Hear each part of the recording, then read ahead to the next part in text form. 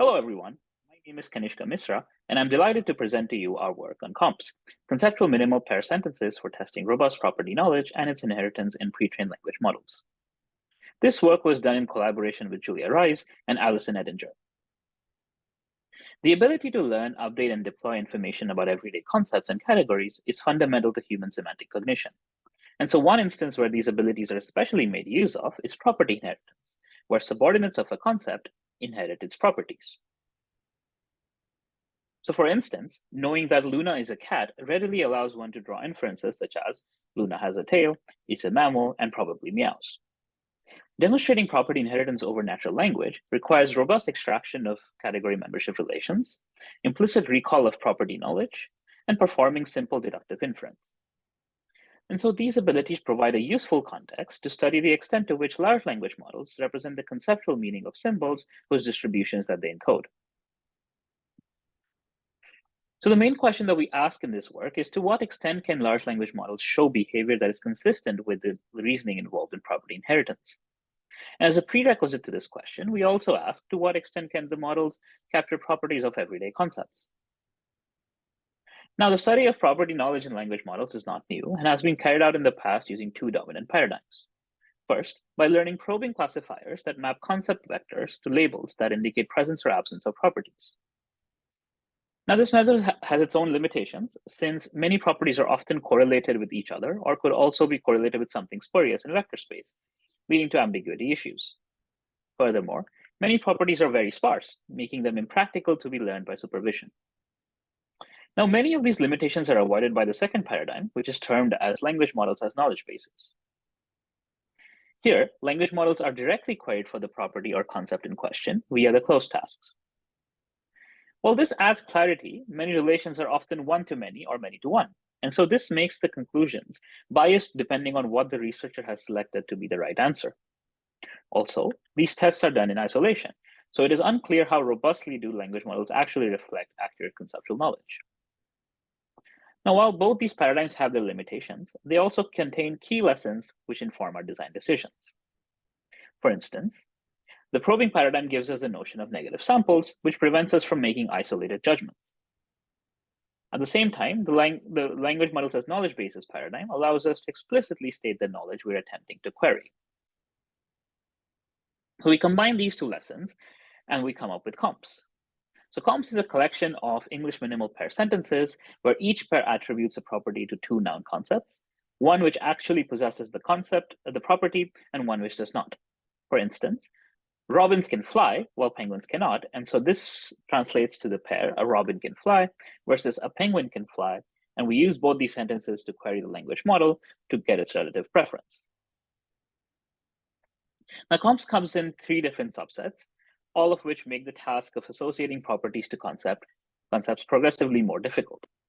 First, with COMPS space, we measure the extent to which language models attribute properties directly to real-world concepts. And in particular, we do this by sampling multiple different negative concepts with varying similarities to the positive concept. So for example, we compare the positive instance, a robin can fly, against multiple different negative instances, such as penguin can fly, a lion can fly, a table can fly, etc. Next, in COMPS words, we introduce an intervening concept, which we denote using a nonce word, such as wug, dax, or feb. And we use this as a subordinate concept for either of the two real-world concepts and test the extent to which the LM behavior is consistent with the reasoning required for property inheritance. Now, using the same example, we compare a wug is a robin, therefore a wug can fly, to a wug is a penguin, therefore wug can fly. Finally, in COMPS wugs test, we repurpose COMPS wugs and use its negative samples as distracting content, for which we use a separate nonce word as a subordinate concept. We then compare which novel concept the models are more likely to attribute the property in question. Using a running example, we apply these manipulations as follows. So we have a relevant piece of information, a wug is robin. We insert our negative sample, a dax is a penguin, either before or in between the relevant information and the query. And we then compare whether wug or dax can fly. And so this gives us two different subsets depending on where the distractor is added. So to quickly recap, we have three different types of COMPS stimuli, each of which adds a new manipulation that controls for superficial heuristics that language models might employ in making property judgments. With COMPS base, we compare against multiple different negative samples, which allows us to control for similarity-based heuristics. Next, with COMPS works, we additionally add an intervening concept using nonce words and increase the reasoning distance. And so this allows us to additionally control for memorization. Finally, with COMPS works test, we further raise the complexity of the reasoning problem by using our negative concepts as distractors, which allows us to further control for simple word association effects by adding competition in the context. We source our ground truth property knowledge data from the XCSLV dataset, which is an extended version of the property CSLV norms. CSLV norms were collected by tasking participants to generate properties for concepts. With the XCSLV dataset, we aim to extend the coverage for incomplete properties in CSLV. So for example, the property can breathe was only elicited for 6 animals when there were actually 152 animals in the CSLV dataset. And so after applying this coverage in our previous work, we ended up using 521 different concepts and 3,600 different properties from this dataset. Let us quickly walk through a negative sampling logic, since it constitutes an important design decision for all our stimuli. Let's say the target property is hash stripes on its body.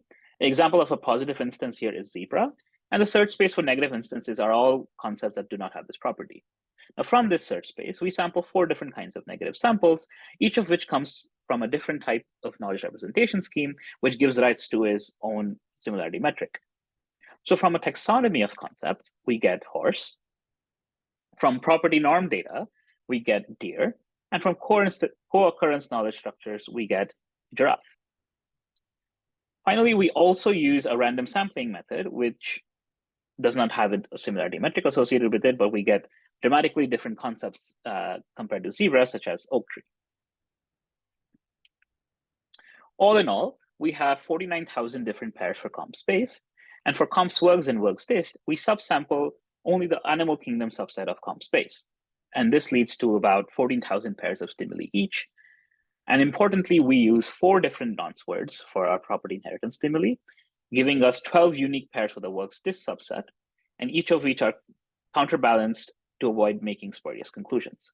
So all types of nonce words are equally associated with the positive and the negative concept. The final ingredient leading up to our experiments is our method for eliciting property judgments.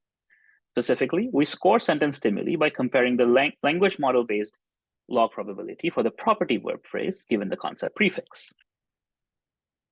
And so for COMPS-based stimuli, this would amount to computing the log probability of the property can fly given a robin or a penguin. And similarly, for the property inheritance stimuli, it would be the log probability of can fly again, given the entire left context. Following precedent in the minimal pair paradigm, we compute accuracy as a percentage of the time the positive stimulus was assigned the greater log probability. And as a result of this one-way forced choice task, the result chance performance is 50%. So using these methods, we studied 22 different large language models. We studied 13 masked language models belonging to 4 different families and 9 autoregressive language models belonging to 2 different families. In our first experiment, we established the base property knowledge of the language models by measuring accuracies for each of the 4 negative sampling schemes. Chance performance in these cases is still 50% throughout. And additionally, we also measure a stricter form of the accuracy metric, which is the percentage of time language model assigns greater log probability to the positive concept than to all 4 types of negative samples at the same time. Since this is a 4-way choice task, chance performance for this metric is 6.25%. So in this plot, the x-axis shows all our models arranged by the family in increasing order number of parameters, and the y-axis denotes the accuracy type. And so first, we observed that language models achieve quite high accuracies when the negative concept for each property is radically different from the positive concept, as is the case in the random sampling technique. However, when the positive and negative concepts are semantically related instead, we see substantial drops in this accuracy. And this results in a relatively low performance for the overall accuracy metric, though we note that all models are well above chance. So at the end of the day, they're not terribly bad at attributing properties to concepts, but this also suggests that isolated judgments do not paint the full picture of how well language models capture conceptual knowledge. We now move to our second main experiment that focuses on property inheritance. Here we report results on COMPS works, as well as both subsets of works dist. And we compute the same accuracy metric as before, but with a caveat. Specifically, we only compute this value for the number of cases where language models were actually correct in the base counterparts. That is, we ensure that the models have some notion of prerequisite knowledge that we capture using COMP space before they're tested for its inheritance. So as in the previous plot, we have the exact same x-axis, and for the y-axis, we now have the actual raw value of the accuracy. And so first, we observe models to perform quite well on undistracted property inheritance stimuli, that is, on COMPS works. And here the models are able to roughly demonstrate accurate property inheritance behavior for a large number of cases where they were correct in the base COMPS base case. Now, when distraction is added and is distant from the query, we see a drop in the model's performance, with only the large autoregressive models such as GPT-2XL and GPT-J recovering from this loss. However, now when the distraction is added in proximity, these large models suffer from a substantial drop, going even below chance performance. And interestingly, we observe an instance of inverse scaling here, where larger models, rather autoregressive models, progressively get worse in the presence of distraction. We additionally analyzed GPT-3 and 3.5, which are substantially larger than the largest LM in the previous experiment. We found that neither scale nor alignment with human preferences or training on code circumvents the limitation of proximity-based distraction, making the specific subset of COMPS, which is the COMPS works dist in between, to be a great challenge even for the largest of language models. So in summary, we see that while language models are quite adept at predicting the properties of concepts, they aren't able to do so robustly. And in particular, they start struggling in the presence of proximity-based distraction, where they choose to attribute properties to the most recent concept as opposed to the correct concept. And so while language models have been shown to readily encode basic taxonomic information, our results instead demonstrate that this knowledge is noisy at best, as their behavior is inconsistent with important consequences of taxonomic representation, which is property inheritance. From a methodological standpoint, our results serve as a reminder about the importance of controls in testing language models. That is, without the proper controls, we can easily observe seemingly sophisticated behavior in language models. However, when the right controls are in place, we can quickly tease apart the illusion of knowledge versus the robust extraction and use of meaning. With that, I'd like to thank you very much for your attention, and I look forward to your questions.